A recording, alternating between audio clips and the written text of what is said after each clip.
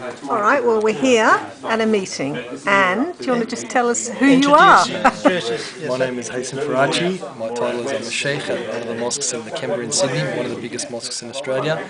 And we're here at a function for Together for Humanity, just discussing how we can, just as the title of the organisation is, Together for Humanity, how we can actually realise our humanity and look past some of the differences or look past some of the facades that some of us may have. And what do you do in the Together for Humanity? What does it consist of? Basically, it consists of faith organisations, pretty much the three biggest faiths in the world, the Christian, the Jewish and the Muslim faiths. Yep. And so, in my case, a sheikh and a rabbi and a priest, we started off going to schools and speaking to the school children and showing that you can have a faith.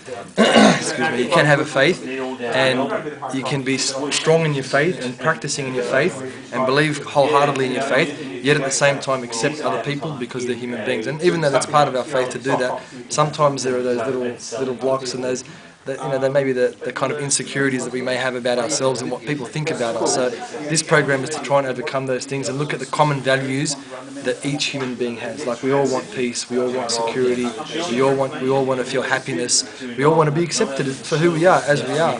And so this program helps to do that by actually having programs and service programs. So a program will be like playing a game with if they're young kids, primary school kids, and if they're high school kids, they do a service program that they choose themselves after giving some stimulus. They watch a video about what's going on in the world, and so in the last program, which was 2 weeks ago, some students they put together some books to give to the orphans that are refugees in Australia in the detention centres. Others baked some baked goods for homeless people.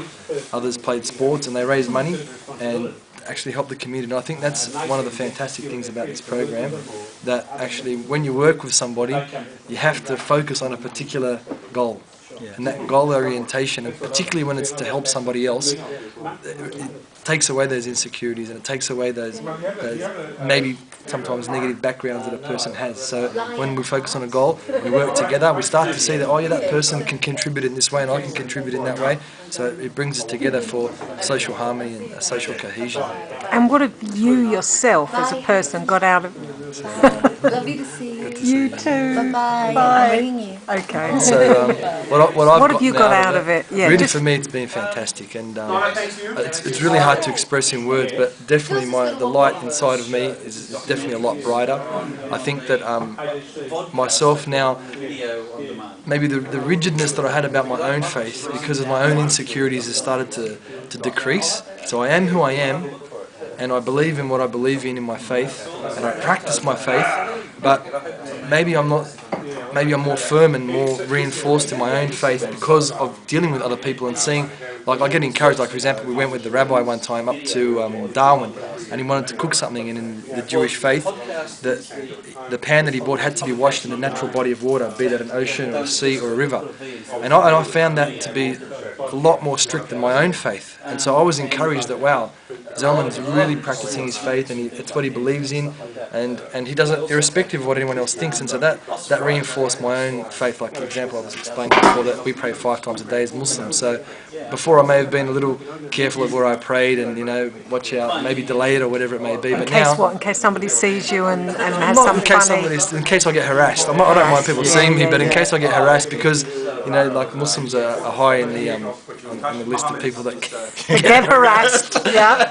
Well, I'm a pretty big bloke, so I can defend myself, but I don't want to put myself into the situation where that has to happen. But since that, and dealing with people of other faiths and people of non-faiths, Aboriginal people as well, in the context of Australia, it's bring my own humanity. That's a good way to describe it. Actually, it's made me more human, even though I'm Muslim. And I find that very important to me. It's the most paramount thing pretty much in my life. Yet I've realised that my Islam is to make me more human. And that, I think that to me is, it's an epiphany in a sense, where I've come to a realisation, and it's through my own experiences and my own endeavours and my own efforts. It's not by me reading something or someone telling me, it's by living action. it. Yeah, exactly. It. That's it. Yeah. Okay, and if anybody wanted to join the group, is there a website or something? Yes, there's a website, togetherforhumanity.org.au. togetherforhumanity.org.au. Yeah, that's the website to go on. There's some information on there. Thank you very much. Thank you very much.